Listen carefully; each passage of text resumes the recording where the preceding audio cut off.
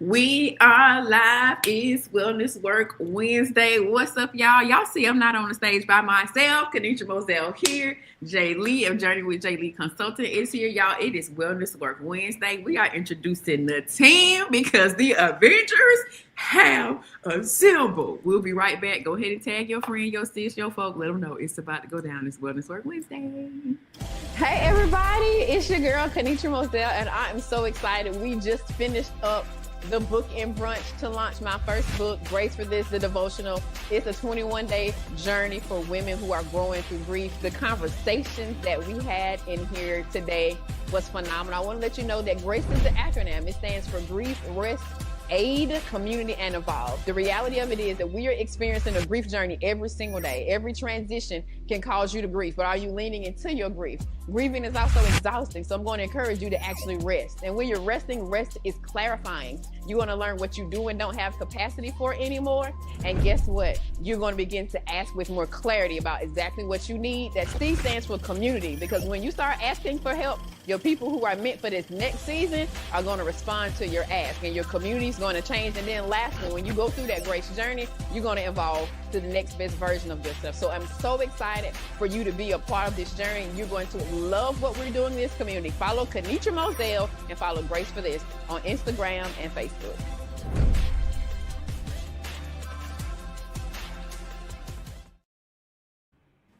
Church, I want you to turn to your neighbor, say, neighbor, oh neighbor, is your wellness working?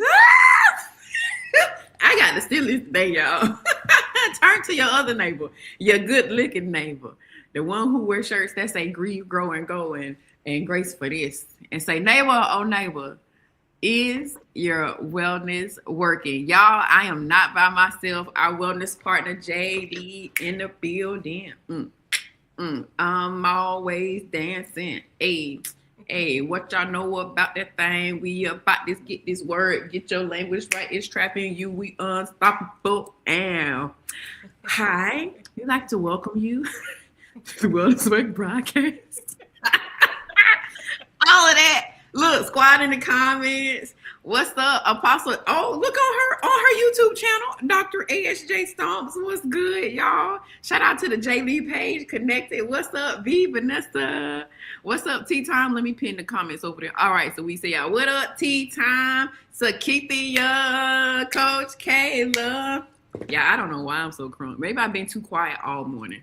Like, cause I've been like working and in my laptop and doing stuff, and I haven't been like super audible. Maybe that's why I'm extra lit. Jay Lee, how you doing today? How you doing today, sis? I am doing good. Super excited to be in this space. So yeah. Awesome. Neighbor, oh neighbor. Y'all better come through. I love our compliance here. What up, Terrellyn? What's good, y'all? If you are watching from Jay Lee page, I want y'all to drop "We love Jay Lee" in the comments, right? Because she is streaming to her page and her platform, and we know that she's got an amazing following of folks, right? And matter of fact, so this is going to kind of be my little bit of intro, and then I'm going to pass, the mic, right? So our theme this month, like you saw, is your wellness working? Y'all, we've been getting this thing in. Like, we spent our whole 2025 handling this business, and now it's time for us to see that work convert. It's going to have to roll over. Like, I think I got my mic plugged in, and then I don't have my mic in front of me. And the people are cutting my grass. And so, of course, come on, we love Jay Lee. Yes, I see y'all. Right, this is me trying to be compliant, per my coach, Darius J. But we have been doing the work, but guess what? You don't do the work one time, one way. Mm-hmm. It has to convert into like the next set of things, and the next set of goals, and the next set of obedience, to be honest. So we are asking this question at the beginning of the year: is your wellness working? Why?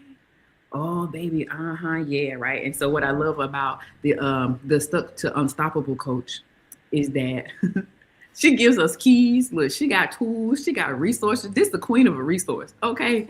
This is the queen of an acronym and a framework. Let me tell y'all something. She always got something for us, right? So I'm going to yield it over to Jay Lee, because, baby, it's a journey. Come on with the little Sakithia. Baby, it's the bounce back. It waxes and wanes, and that's everybody.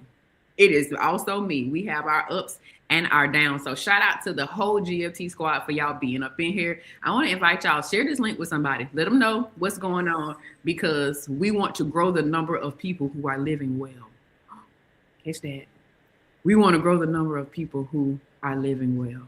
So if you all would give a great, beautiful, wonderful round of applause, I'm going to yield it over to the wonderful, the amazing, the Jerisa Lee, licensed clinical social worker, all the way out of Hinesville. She won't be claiming Savannah. I'm in Hinesville, right? She's corrected us about that before.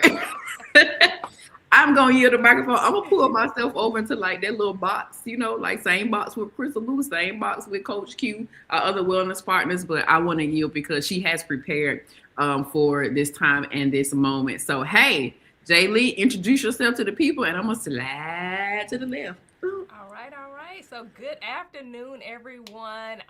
It is great to be in this space again. I am super, super excited to introduce to you guys the language traps stuck to unstoppable. I am Jerisa Lee. I am the founder of Journey with Jay Lee Consulting, where our mission is to create safe and restorative spaces for professionals, helping them move from stuck to unstoppable in their life, in their leadership, and their purpose. We do this by providing virtual therapy and partnering with community agencies, providing tailored mental health workshops. So that is a quick synopsis of who I am. If you haven't already, please get connected with me. I am Journey with Jay Lee across all platforms, Instagram, Facebook, and YouTube. I would love for you to join my community. And like Kenitra said, get some of the resources that I will be providing. There's going to be a whole bunch coming out in 2026, so get connected. But back to why we're here. So the Language Trap Stuck to Unstoppable series, this was created because I want to give you guys a little bit of background of the why. This was created out of me noticing when I am in my sessions that a lot of the individuals are stuck because of how we define particular words and how we are applying them to our lives. So a lot of times the definitions are based off of societal norms and they promote negativity. A lot of time in my sessions, I'm taking time to challenge how we interact with certain words and encouraging my clients to use a positive tone versus the negative tone. So I'm gonna give you guys an example, and I do actually want you guys to be very interactive in the comment section. I can see them, so would love for you to interact as we are talking.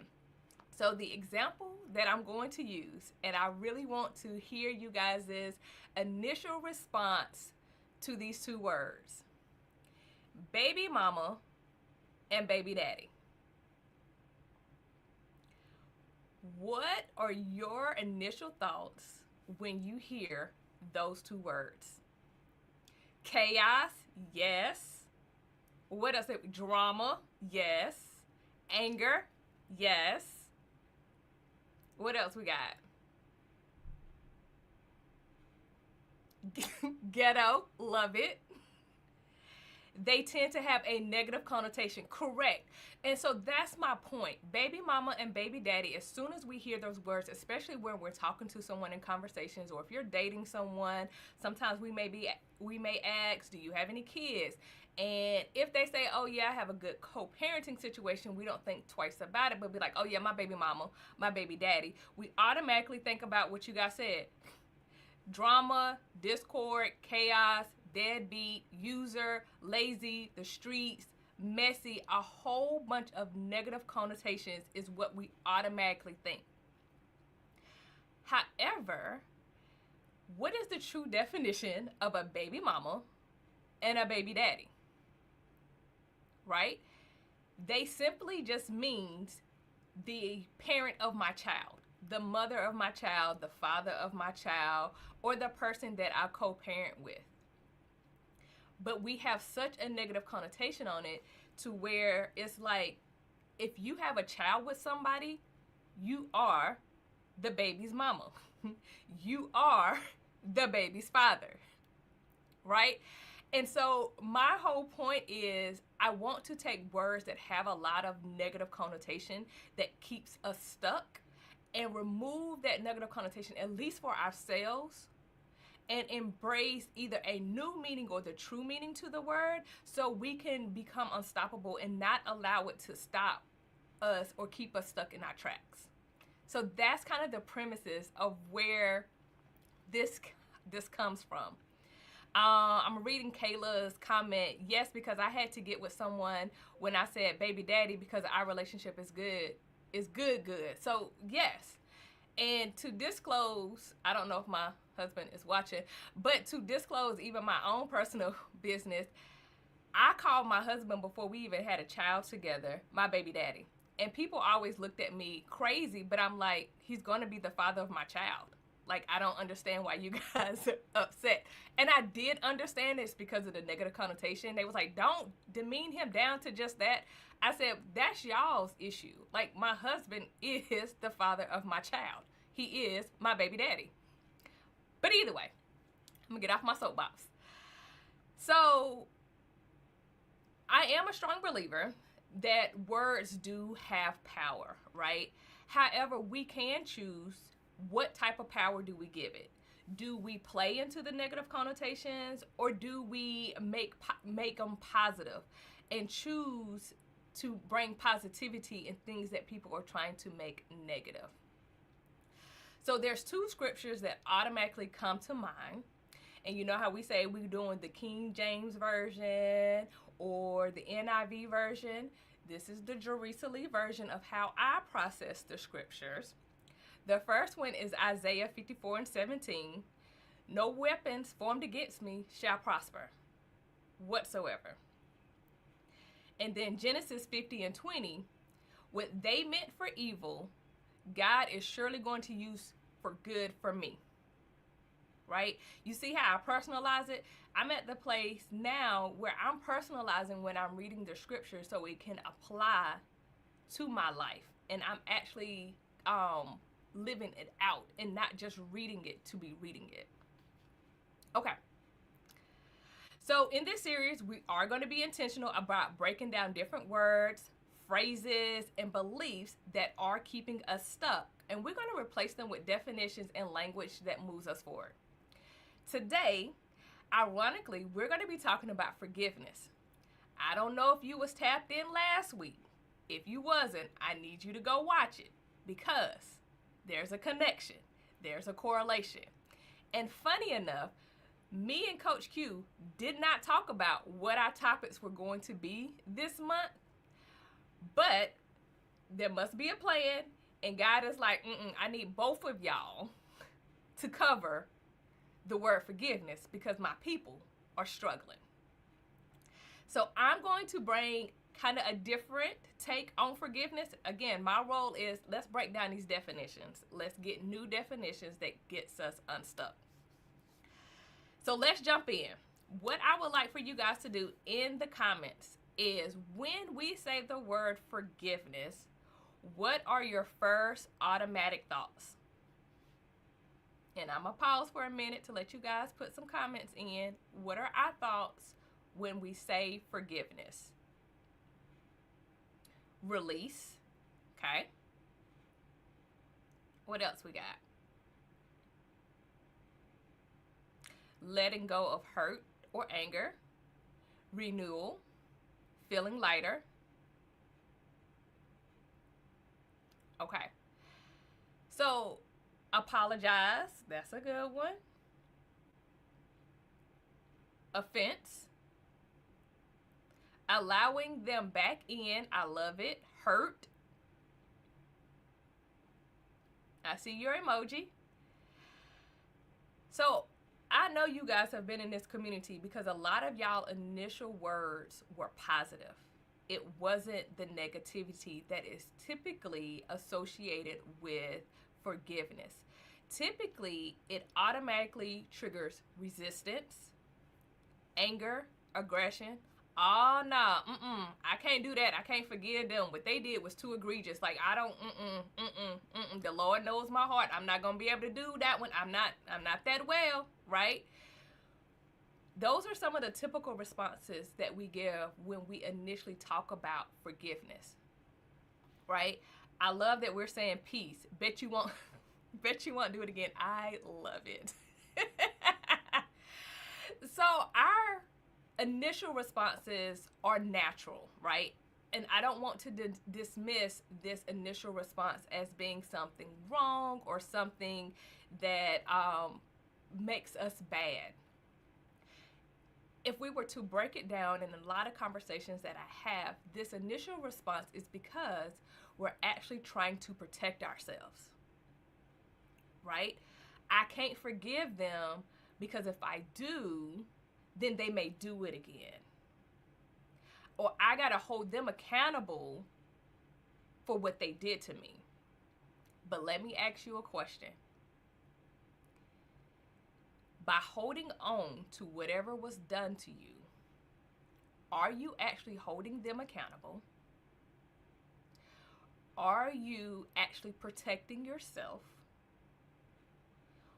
Or are we holding on to emotional baggage that we were never meant to carry? Can I get some answers in the comments of which one you guys think is really happening?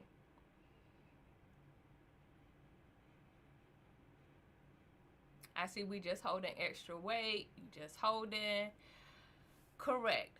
So there is a healthier way to protect ourselves. Because I'm not going to ask you to not to protect yourselves, but we have to do it in a way that is healthy and allow us to continue to move forward and doesn't keep us stuck. So let's take a pause, and I actually want to define forgiveness.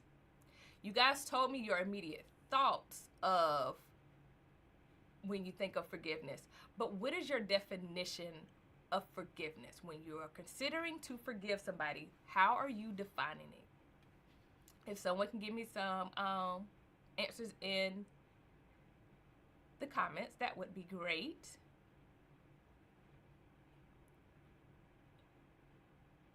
Let's see. We got any answers yet?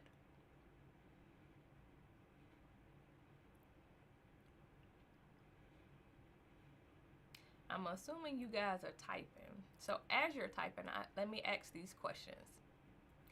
Does your definition include feeling like you have to excuse bad behaviors? Release that person from fault. Yep, so excusing people from bad behaviors. Does it include acting like nothing happened? I see forgive and move on from them. I like that. We're moving on from them.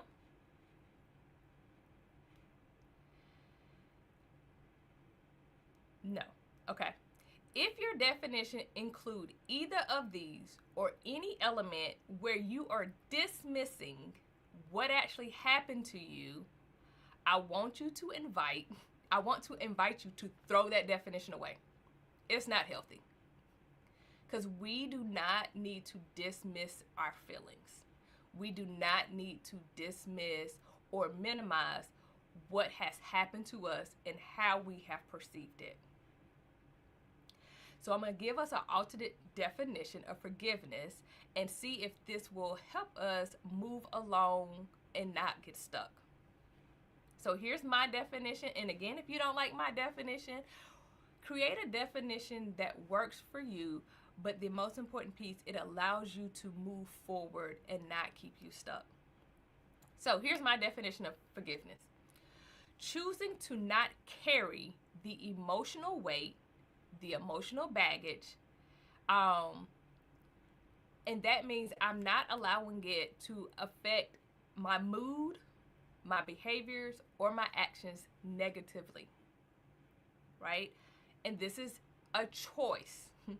It's not automatic. We have to be intentional about choosing this definition or choosing a healthier definition and choosing to actually engage and do the things. So then the question is, okay, if I do choose this definition, how do I actually apply this? How do I actually do this?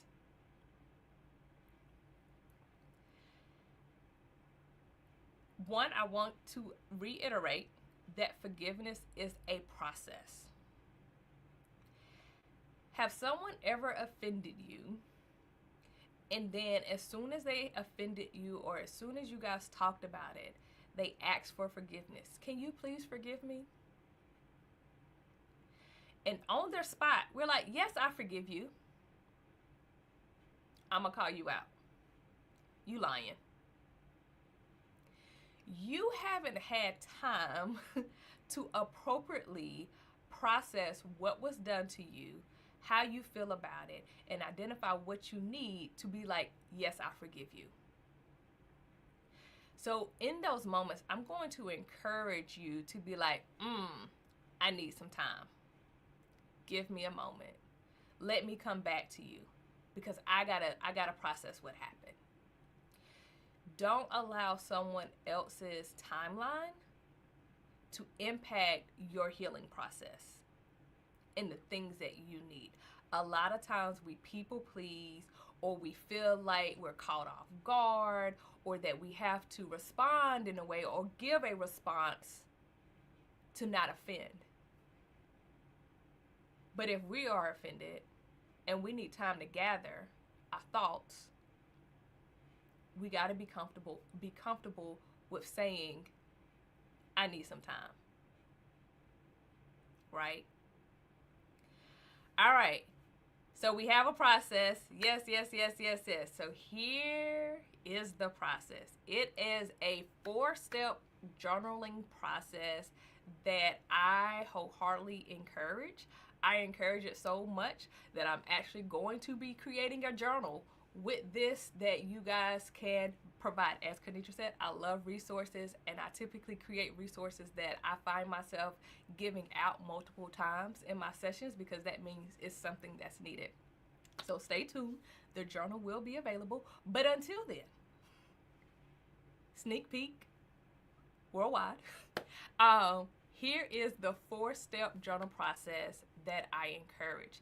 And as we talk and as we go through the language chops, you will probably continue to hear these 4 steps come up, because it's applicable across a lot of different areas of what we're trying to process through, okay? So the first step that we must do, and if you don't like to write, because I know some people don't like to write, or their privacy has been violated, you can do voice memos, you can talk it out in your head, but you've got to go through this process if we're wanting change and if we're wanting to show up differently, okay? So the first step, we got to process what has been done to us. So typically what I recommend is journal, voice memo, in your shower. This is where we go, and as raw as we can, say what happened. There's no filter. There's no trying to be nice. This is you recounting from your perspective what happened. The importance of this step is we've got to get it out, and we've got to re-narrate what we thought happened or what we perceived to happen, right? Because we also don't want to keep having it keep replaying in our mind, because that's now when we overthinking, racing thoughts, not able to sleep, right? So we want to get it out, right? After that, so now we done wrote anger. Like it's coming out. Big letters, capital letters, all the things. Just getting it out, right? The second step. Now we got to take a breather. And we have to identify what emotion was triggered. Not the anger emotion. It may be sadness, but do we feel disrespected? Do we feel unsafe? Do we feel abandoned? Do we feel dismissed? How are we actually feeling about what happened to us? Right? So in this same journal prompt, after we've been honest and sifted through what the real emotion is, the next step is to identify, why did I feel that way? Why did what that person did trigger me feeling disrespected? Is it because something that I was taught? That if someone does X, Y, and Z, don't let them play in your face. Ooh, you don't want to do that. Is it because of past experiences that is being brought up? Oh, this feels like that. Why am I feeling the way that I am feeling? Right? So now we've got it all out. We identified the feeling. We identified why the feeling. The third step, you have to be honest with yourself and identify what is it that you need to move forward. How do I feel safe again? How do I feel respected? Is there a conversation that needs to happen? Do I need to let this person go so now they no longer have access to me? Do I limit the access that they get to me? So this is where the boundaries come into place, right? And I'm going to go ahead and tell you, we're going to have a whole session about boundaries because our understanding of boundaries is also keeping us stuck. But that's for a different discussion, okay? But for now, what boundary do I need to put into place to feel safe and secure? Do I need acknowledgement? Is that all I need? Do I need to see change behavior from the person? Do I need to go lay on somebody's couch and talk this thing out because it triggered some childhood things that I didn't even know that I was still holding on to? What is it that I need? We've got to identify it. The last step that a lot of people skip, in addition to the third step, is now whatever we have identified as the need, who's responsible for it? And what conversation do I need to have? Is the conversation with myself? All right, Teresa, you know that person triggers you. You've tried to have conversations with them. They're not receptive. They're not changing. So you know what? Either you need to limit your access or being around them, or to the best of your ability, you don't need to be around them at all. Or is it, you know what, this is my significant other really hurt my feelings, I need to go have a conversation with them. And in this conversation, it's not, you did X, Y, and Z, I can't believe you did do. We're going to be defensive. The person's not going to hear nothing you have to say. It goes back to step 3. What you identify what you need. That's the conversation. Hey, babe, I need you to talk to me calmly. Hey, best friend, I need you to understand that, but whatever it is, so we're communicating the need. So who is it that we need to communicate with, and what do we need to communicate? What we're communicating is what we identified in number 3. Okay? So that's the 4-step process. Is there any questions, any feedback on the 4-step process before I close out? She can't close out. You done sat here and did all of this. You can't go nowhere. You stay here. No, ma'am. Absolutely not. Because now I'm sitting here thinking about every person who I gave enough proximity and closeness to me to like actually hurt me. What? Because we're not hurt or wounded by anybody who don't have a piece of our heart. You're not offended by the random person at work who get on your nerve. Nobody care about them. You know? Correct. And with that, a lot of times And so this is why I say we're going to have a whole session on boundaries, because it is typically the people that we care about that hurts us. And it's hard for us to have that conversation, and have it in a healthy way where they can hear it, right? Because if we go to our parents, say our parents said something to us that really hurt our feelings. Our parents, one, we're taught you always respect your your elders, right? I mean, if we both grown, is this technically a grown folk conversation? And we can both talk, you know? And it should be, right? And it should be a respectful conversation in the sense of, Mom, you know, when we've got to discuss or when we have a disagreement,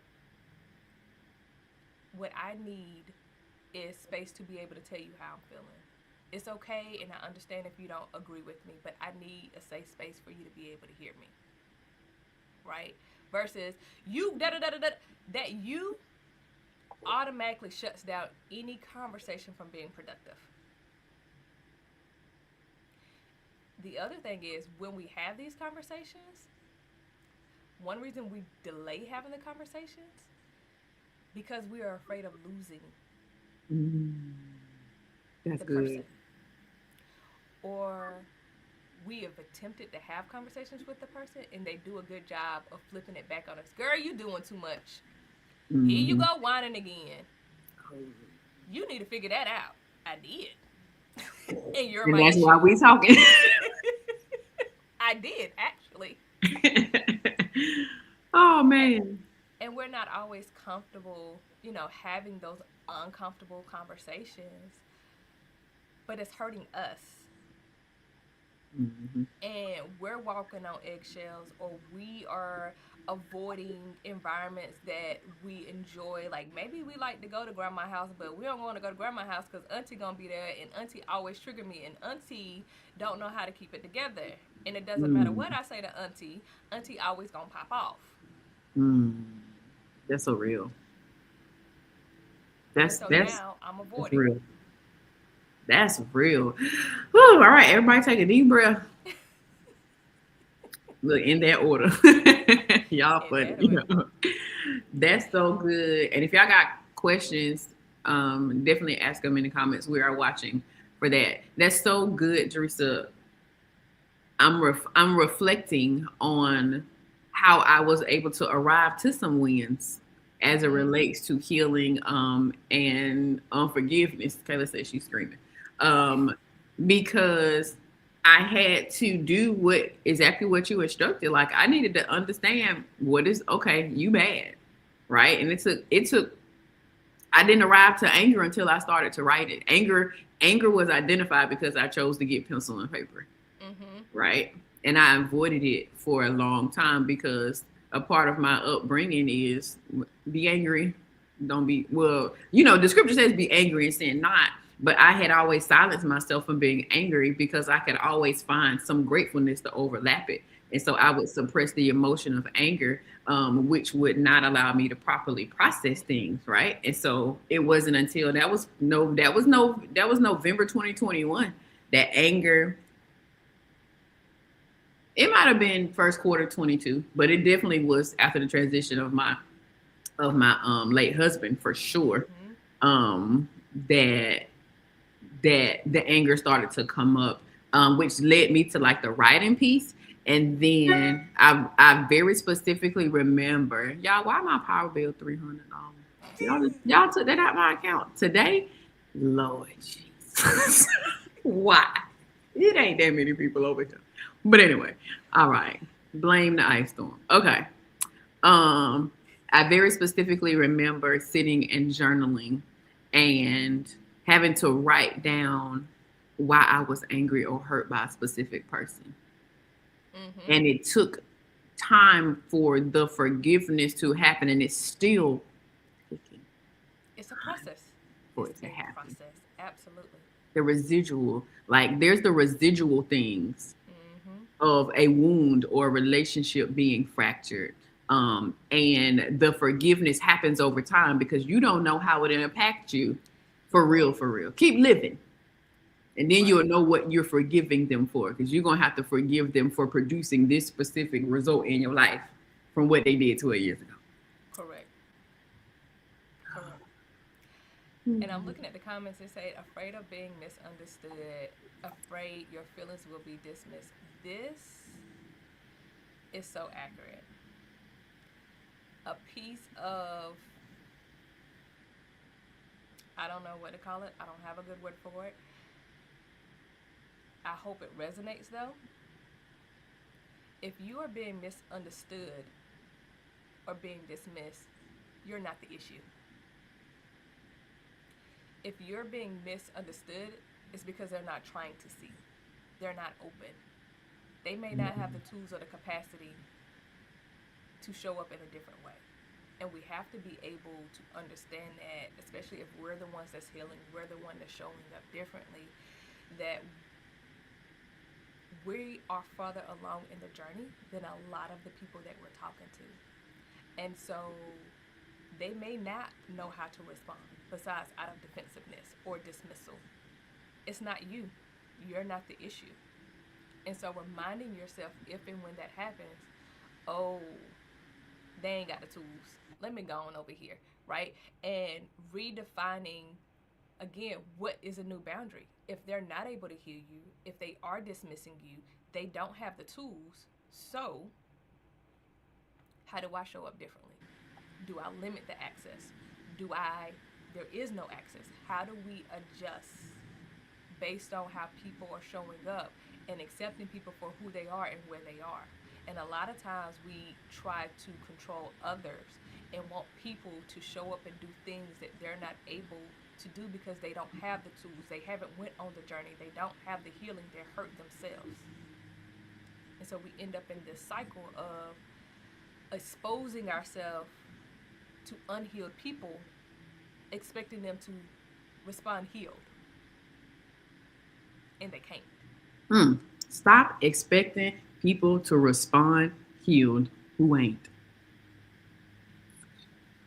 For my arm. Oh, adjust your expectations. Y'all, the C in GRACE stands for community, and then the E stands for evolve. You have to, and the A stands for ask. One, you got to open up your mouth and ask people if they can make some adjustments. Yep. Right?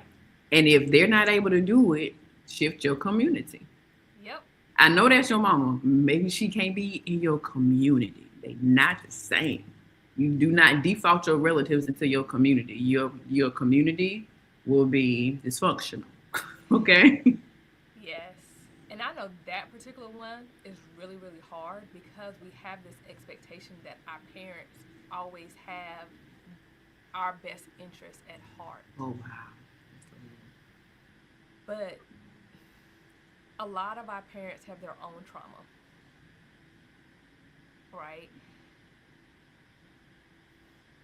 I'm going to go left for a little bit, follow me, but you can pull me back if you say that's too much. Let's go. Slavery was not that far removed.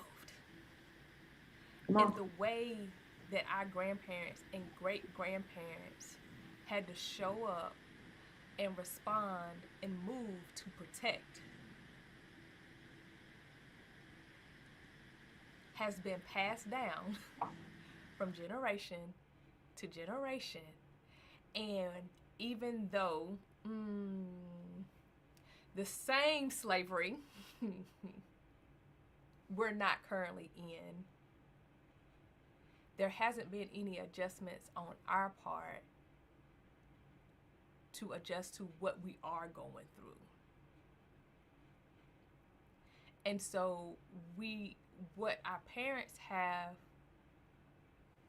and think is in our best interest is no shade to them. It may or may not be, because again, what do? We parent based off of our experiences. There is no book on how to be a good parent, how to raise a child to be successful, how to be a good human being, how to be emotionally intelligent. There's not a book. And so our parents are doing the best that they can, and a lot of times that's hard for us to accept and to understand because one, we wasn't there. Two, sometimes it seemed blatant But our parents are parenting based off of their experiences. And there has to be some type of acceptance that they didn't have the tools and the techniques Yep. either. And that's hard. And so, like you said, maybe they can't be in my community to help me start this business because for them, it's safer to go get a trade job, go get a blue collar job, to go work for somebody else. They don't understand building a business. Building. They can't help us build a business, a successful, profitable business. They don't have the tools. So, You ain't lying. Dr. Joy DeGrasse, post-traumatic slavery syndrome. We are still experiencing the impact of what happened to our ancestors. It's literally in our genealogy, y'all. There are things that we do without thinking about it and not having to be taught it. yep. There's residual impact and something. And thank you, Jay Lee, for going there. You have permission. I'm sorry, that was loud in the microphone, probably. Absolutely. And that is why I hear the scripture, my people perish for lack of knowledge, differently now. Because it means that wisdom and understanding, we need to be gaining those things. Why you don't think the Holy Spirit won't give you revelation about what happened with your ancestors and how it impacts you today? Why you don't think he won't show you how the enemy is attacking the generations following you through what you don't handle today? You sitting here living in the residual impact of what your great-great-grandmama didn't handle. So why you think that you also have a past to not do your wellness work so you don't pass down things to your folk as well? Like baby, we talking about some work. Y'all want to talk about some work? Come on. And me and Darius J was just talking about this yesterday. So you are absolutely in the vein. Like there's a different level of responsibility that God is. We don't went to church now. God is raising the level of accountability and the standard for us because we are a generation and because we are obedient. And I won't even make it about millennials because we the best. I'm just saying. But I'm not gonna make it about that. But there absolutely is a remnant of people and builders who God is raising up to have the next conversation. We are spirit, we are soul, we are body. You got to deal with your body and your soul. Your spirit is transformed immediately, but baby, your body and your soul done been through some work, and there's some things that done been worked up through your body and your soul that need to be addressed. And when you address those things by the spirit, you change your entire experience. So we got some work to do, and we're not going to be ignorant of what that work is. Now we know what it is. Now we about to get into it. February gonna be lit. I just want y'all to get ready. Action oriented. Absolutely. Amen. Now she just sat up here and then took us to therapy and then got us all sensitive and then started a Black History sermon. I would say my bad, but I'm not. Hey, this is the work that we need to do. Right. This is a part of the work that we need. Y'all all right? Y'all let us know y'all all right in the comments. Cause we going deep today, baby. We're going deep. But I will say this, like, you introduced a reference point for compassion. Yes. And that's important. Yes, we have to adjust our expectations, but have compassion on the fact that they really don't understand how they're in error or how to adjust it. That should make you feel a way that they can't see it. Right? It's easier to give somebody when you are fully aware of their ignorance. Right. You're going to be mad. They taught, so I'm a nurse, y'all. I'm a registered professional nurse as well. Got a whole master's degree in nursing leadership management. But they told us real good, if the psych patient hit you and you hit them back, you in trouble, not them. Correct. You're the sober sound person. I'm training you on how to manage that. You don't get permission to bust back at somebody who ain't mentally well. Right. So yeah.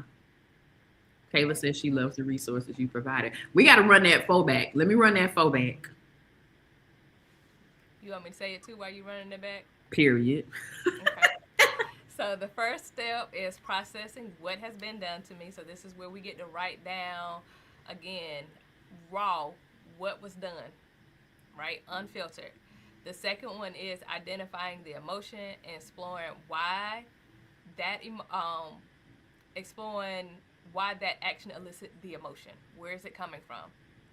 Third, identifying what we actually need to move forward. This is the step that a lot of us don't do. We may do the 1 and 2, but then we don't identify what we need. And then most importantly, once we've identified what we need, we got to go have a conversation. Conversation may be with ourselves, or the conversation may be with somebody else. Those are our 4 steps. All right, y'all got y'all homework. Y'all know we like wellness work, homework around here. That's so good. Y'all show Jay Lee some love. Oh, that was so good. That was so good. That was so good. So this is the official handoff. Y'all understand what I'm saying? I want to introduce to some and just reiterate to the others that we have the wonderful, I know the devil is a liar. Hold on. I need a moment because I don't have the picture here. Wait a minute. Let's see how good my skin. Y'all know I'm away, right? I don't like my stuff not to be where it's supposed to be at. Why is it not there? Right? But y'all drop a takeaway in the comments why we're doing that though. Real talk.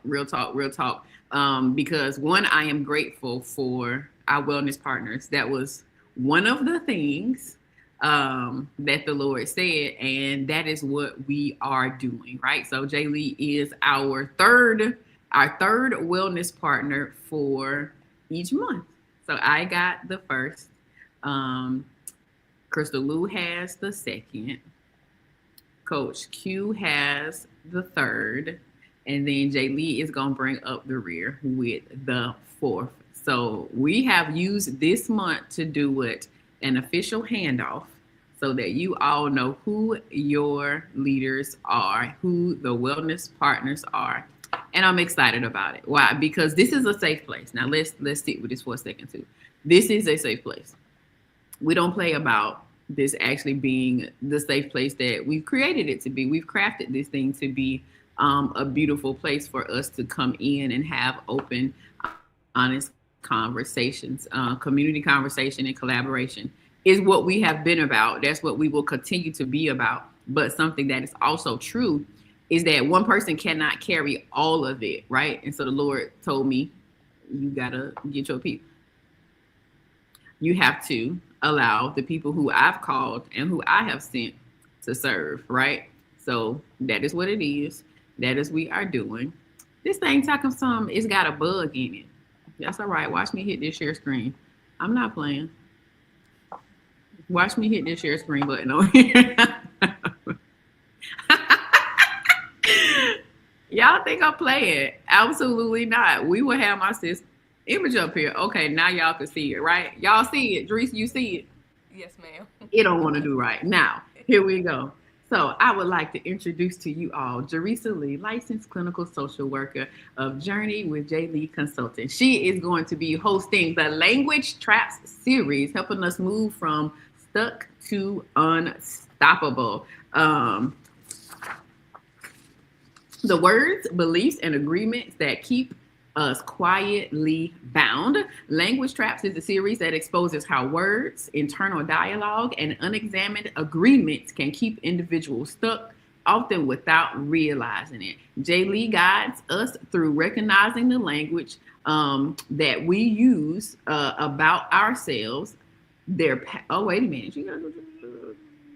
About ourselves, period, our past, and then our capacity to move forward. The core focus areas during the Language Trap series will include identifying limiting language and beliefs, breaking verbal and mental agreements, come on, lift your hands, shifting from stuck to unstoppable, and aligning your words with purpose and growth.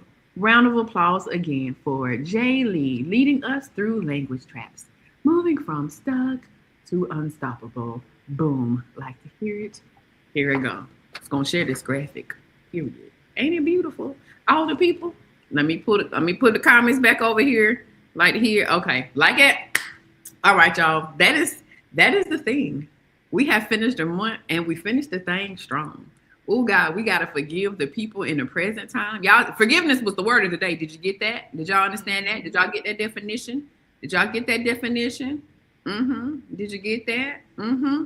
I'll pin them. Let me repin those. Jay Lee, if somebody would like to get a hold of the things, what would you recommend them to do? Get hold of the The, journal.com or just mm-hmm. the Or information. tell us about the journal that's coming. So my goal is to have the journal to drop in February. I'm working on finalizing some things on that. But until then, Kanitra can drop the questions, and then also I can give Kanitra the sneak peek of the pages. And so I may can give you the pages just so again you have it.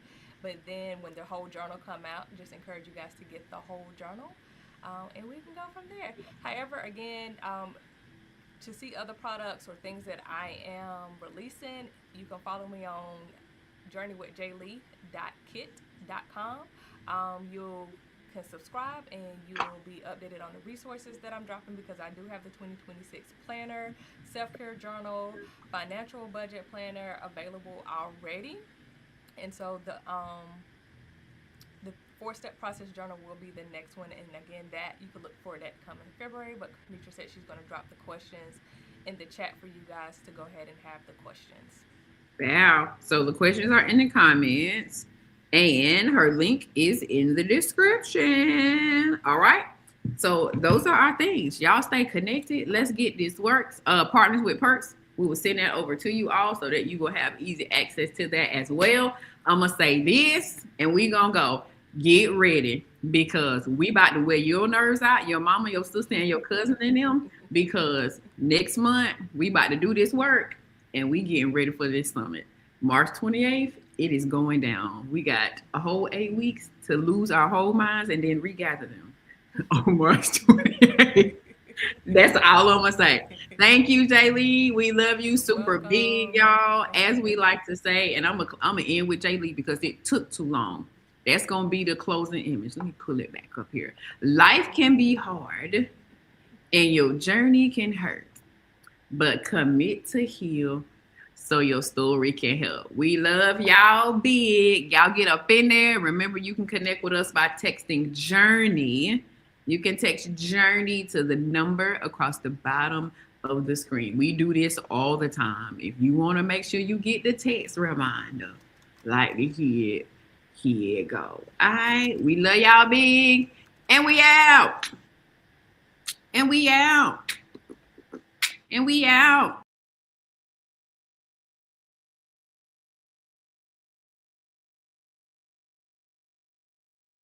Hello, my name is Kanitra Moselle, and I am the founder of a beautiful community called Grace for This.